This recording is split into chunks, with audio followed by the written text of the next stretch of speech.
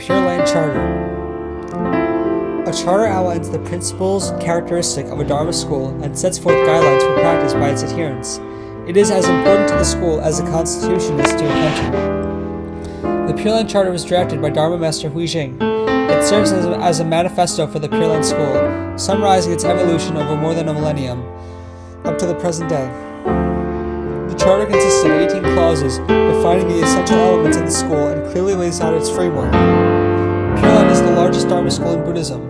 Since its founding, it has tended to absorb or permeate the other schools. Indeed, rebirth in the Western Land of Bliss has become a shared aspiration, and the name of Amitabha Buddha an emblem for all Buddhism. Different historical factors created a situation whereby the various schools converged with the Pure Land school. At the same time, however, the Pure Land tradition imperceptibly and regrettably lost its own essence.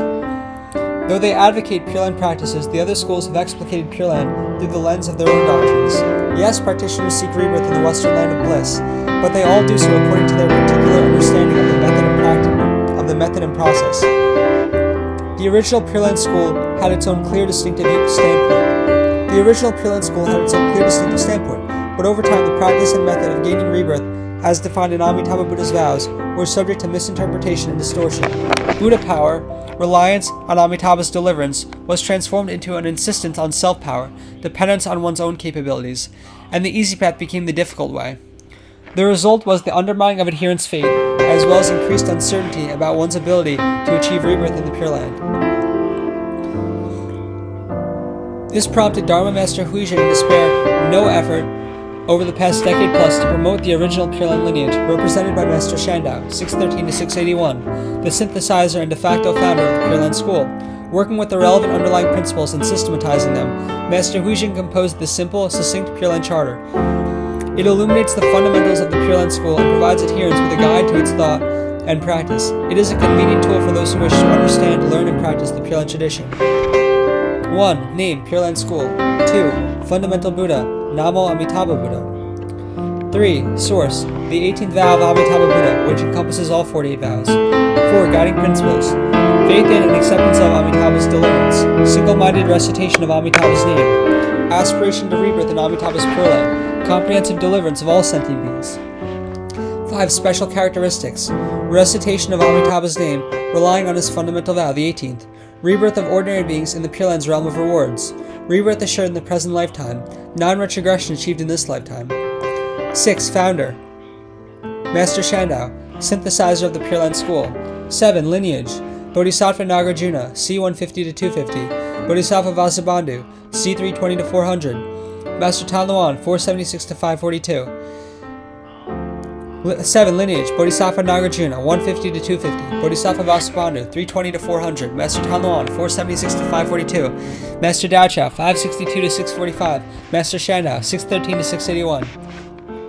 8. Scriptures, Core Scriptures, Infinite Life Sutra as spoken by the Buddha, 2 fascicles, translated by Master Samgavarman, Kaowei Kingdom, 220-265. Contemplation of Infinite Life Sutra as spoken by the Buddha, 1 fascicle, translated by Master Kalyashas, Liu Song Dynasty, 420-479.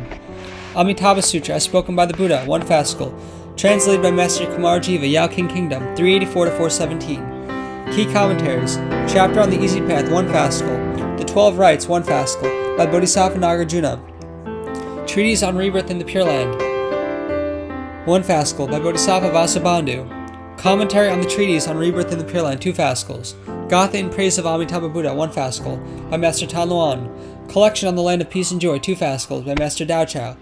Commentary on the Contemplation Sutra, 4 fascicles. Dharma School of Contemplation and Recitation, 1 fascicle. In Praise of Dharma Practices, 2 fascicles. In Praise of the Right of Rebirth, 1 fascicle. In Praise of Pratipana, In the Presence of the Buddhas, 1 fascicle, by Master Shandao.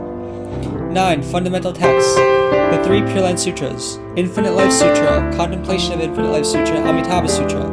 10. Principal Commentary, Commentary on the Contemplation Sutra by Master Shandao. Classification of the Dharma. The Pure Land School classifies the Buddhist teachings into the schools of the Sacred Path and the Pure Land teaching, and the Pure Land School.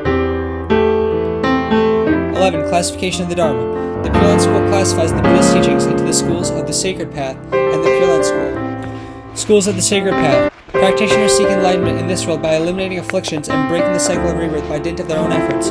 Practice and realization are difficult for ordinary beings. like walking over land, entails hardship and suffering. Attainment of the ultimate goal, enlightenment, is slow, gradual, and uncertain. Pure Land School. Adherents aspire to enlightenment in Amitabha's western land of bliss. They rely on other power, Amitabha's power, to gain rebirth in the Pure Land. It is easy for ordinary beings to practice, like traveling by boat on water. It brings ease and joy. Achievement of the ultimate goal, rebirth in the Pure Land, is quick, sudden, and certain. Other characteristics. Schools of the Sacred Path. 1. Theravada. Theravada. 4 Noble Truths, expedient practice. Mahayana. 6 paramitas and myriad virtuous deeds, ultimate practice. Pure Land School. Path of importance. Dedication of merit from good deeds to gain rebirth, expedient practice. Path of the Great Vow. Rebirth through recitation of Amitabha's name, ultimate practice. 12. Classification of practice. Within the Pure Land School, the lineage masters have formulated the classification of the Path of Importance and the Path of the Great Vow, as well as the classification of the primary practices and the miscellaneous practices. Summaries of the classification. The 2 paths. 1. Path of Importance. A. Karma, action of assurance. Single-minded recitation of Amitabha Buddha's name. B. Supporting karma. Recitation of scripture, contemplation, reverential actions, and praise and offerings, all directed towards Amitabha and his Pure Land. Our hearts and minds are always close to Amitabha Buddha as we recall him and recite his name without interruption. 2. Path of the Great Vow. A. Great Vow. Amitabha's fundamental vow requiring 5 kalpas of reflection undertaken on my behalf. B. Great deeds. Amitabha's myriad virtuous actions accomplished over countless eons performed on my behalf. C. Great power. Supreme virtuous power of Amitabha's name. Unimpeded reach of Amitabha's light accomplished on my behalf. Dedication towards rebirth through other power. 2 kinds of practices. Primary practices. A. Karma, action of assurance. Single-minded recitation of Amitabha Buddha's name. B. Supporting karma. Recitation of scripture, contemplation, reverential actions, and praise and offerings, all directed towards Amitabha and his Pure Land. Our hearts and minds are always close to Amitabha Buddha as we recall him and recite his name without interruption. Miscellaneous practices. A. Recitation of names of other Buddhas and Bodhisattvas. B. Performance of other actions. Our thoughts are interrupted. Though we can be reborn in the Pure Land through the dedication of merit, these are known as distant mixed practices. Summing up, schools of the Sacred Path. Difficult path. Self-power. Put aside. B. Performance of other actions. Miscellaneous practices. A. Recitation of names of other Buddhas and Bodhisattvas. B. Performance of other actions. Our thoughts are interrupted. Though we can be reborn in the Pure Land through the dedication of merit, these are known as distant mixed practices. Summing up, schools of the Sacred Path. Difficult path. Self-power. Put aside. Pure Land School. Easy path. Other power. Miscellaneous practices. Abandon. Primary practices. A. Supporting karma. Supplementary. B. Karma of assurance. Core. 13. Coverage. From the highest level bodhisattvas to severe evildoers, dharma slanderers, and ekantika, the vilest, most deluded beings, all are encompassed by Amitabha's vow of deliverance. Included are male and female, monastics and householders, the good and the evil, as well as those near death, in the intermediate state between death and rebirth, and in the 3 wretched realms. Animals, hungry ghosts, and hell beings. And in the 3 wretched realms. Animals, hungry ghosts, and hell beings. Included are male and female, monastics and householders, the good and the evil, as well as those near death, in the intermediate state between death and rebirth, and in the 3 wretched realms, animals, hungry ghosts, and hell beings. In all the 9 Dharma realms, be they sacred or ordinary beings, of wholesome or unwholesome nature, none are excluded. There is no one who is incapable of learning, practicing, or gaining rebirth in the land of bliss. Accommodated are practitioners of all ability and aptitude. All who practice accordingly will be reborn in the Pure Land. 14. Benefits of the present and the future. Present benefits in this world. During our lifetime. A. Elimination of bad karma, accumulation of good fortune and wisdom. B. Embraced by Amitabha's light and protected by the Buddhas, Bodhisattvas, and celestial beings. At the point of death. A. Welcomed by Amitabha Buddha and the Sacred Assembly, who arrive with the Lotus Platform to welcome us. B. By Amitabha's grace, we achieve correct thoughts and rebirth in the Pure Land. Future benefits in the Pure Land. Rapid attainment of Buddhahood and of Amitabha's infinite future benefits in the Pure Land. Rapid attainment of Buddhahood and of Amitabha's infinite light and life, deliverance of beings everywhere. 15. Attributes of the Pure Land School. 1. Ultimate truths, leading to rebirth in the Pure Land. Recite Amitabha Buddha's name single-mindedly. Shakyamuni Buddha's underlying wish is none other than for beings to recite the name of Amitabha exclusively. Avoid doubt and mixed practice. Note. Recite Amitabha Buddha's name single-mindedly. Shakyamuni Buddha's underlying wish is none other than for beings to recite the name of Amitabha exclusively. Note. Avoid doubt and mixed practice. Do not doubt, do not break practice, do not dilute by mixing in other Buddhas or practices. Note. Stay foolish and do not argue. Venerate our own school, but do not disparage other traditions. Do not debate the relative merits of different Dharma schools. Just stay foolish and recite Amitabha's name. Note. 6 do's and don'ts. Don't seek special experiences. Do value what is commonplace. Don't esteem the mystical and fantastic. Do cherish the plain and solid. Don't revere profundities. Do appreciate what is ordinary. Don't pursue pure learning. Do develop faith. Don't concern yourself with the abstruse. Do prize simplicity. Don't go for the complicated. Do attach importance to what is familiar. Note. Respect the lineage. Our writings and discourses must stick conscientiously to our lineage. We must never presume to break tradition with our own elaborations of the teachings. Where the thought and perspective of other schools and lineages differ from ours, respect them but do not follow them. We should firmly uphold our own tradition. Note. Develop close ties to fellow practitioners. We should interact closely with like-minded practitioners to study and discuss the Dharma. As for those who follow a different path, we should keep our distance, lest we are distracted from our own practice. 16. Attributes of the Pure Land School. 2. Worldly truths governing everyday life.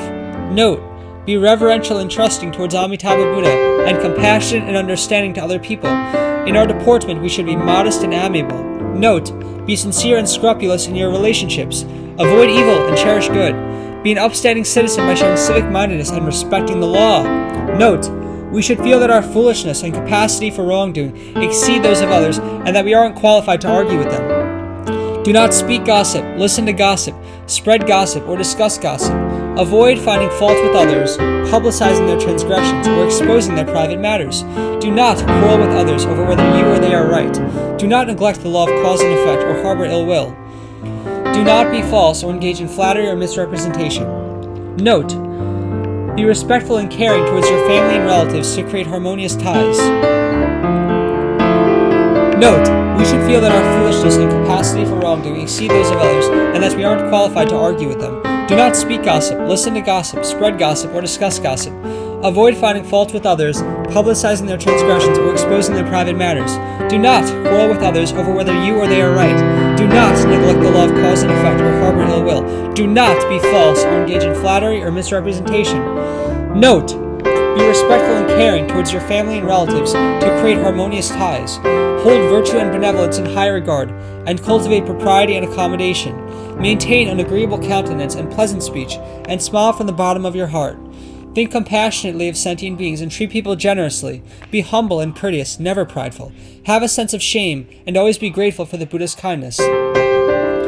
Give peace of mind, happiness, hope, and benefit to others. Do everything sincerely and lovingly. Be thankful and respectful under all circumstances. Pay attention to the interest of the whole, and maintain a sense of propriety. Always be considerate of others and willing to suffer disadvantage. Do not be calculating.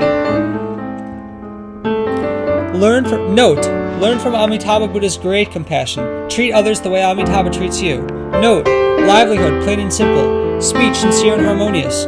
Bearing, calm and measured. Note. Scoundrels shift blame and snatch credit. Ordinary people cover up mistakes and flaunt their achievements.